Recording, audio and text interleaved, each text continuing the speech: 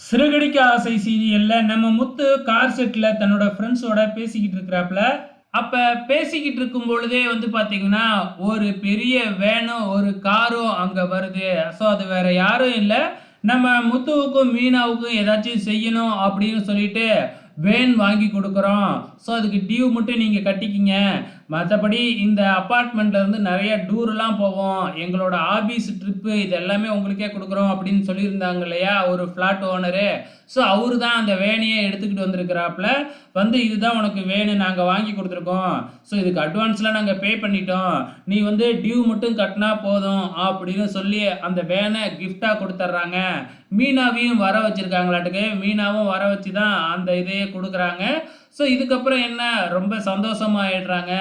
நீங்க கடவுள் மாதிரி எனக்கு ஒரு ஹெல்ப் பண்ணியிருக்கீங்க அப்படின்னு முத்து ரொம்பவுமே சந்தோஷப்படுறாப்ல.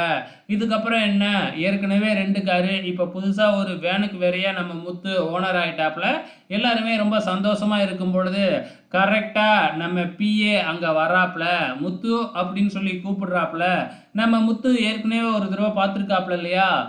போலீஸ்ல கூட புடிச்சு குடுத்துருக்கிறாப்ல இல்லையா? அவர் தான் அப்படிங்கிறது முத்துவுக்கு நல்லாவே தெரியுது. நம்ம ஏற்கனவே ப்ரோமோவுல பார்த்துட்டோம்.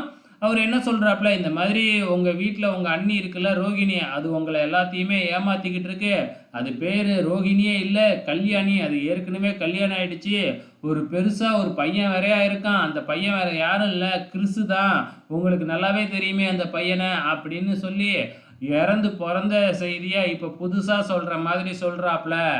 அப்ப மீனா அன்னைக்கு கிறிஸ கூட கடத்தினவன் இவன் தான் அப்படின்னு சொன்ன உடனே, "அப்படியா உங்களுக்கு நான் ஏதாச்சும் செய்யணுமே, அங்க ஆபீஸ் ரூம் இருக்கு. உட்காருங்க நான் வந்துடுறேன்" அப்படின்னு சொல்லி சொல்லுவோம். இவர் ஆபீஸ் ரூம்ல உட்கார வையா அப்படின்னு சொல்லிட்டு, சிவாஜி படத்துல வர்ற மாதிரி ரூமுக்குள்ள போயிட்டு வெளு வெளுன்னு வெளுத்து அனுப்பி விடுறாப்ல. இதுக்கப்புறம் நம்ம மனோஜும், விஜயாவும் வக்கீல பார்க்க போயிருக்கிறாங்க. கவுன்சிலிங் வருதாட்டுக்கு.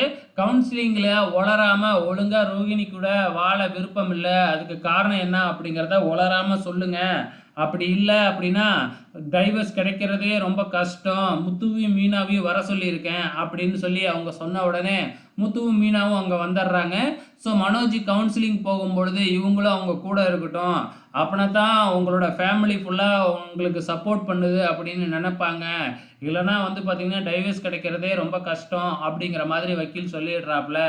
அப்கமிங்ல இந்த ரோகிணி இத வச்சு என்ன பிளான் பண்ண போகுதுன்னு தெரியல. பொறுத்திருந்து பார்க்கலாம்.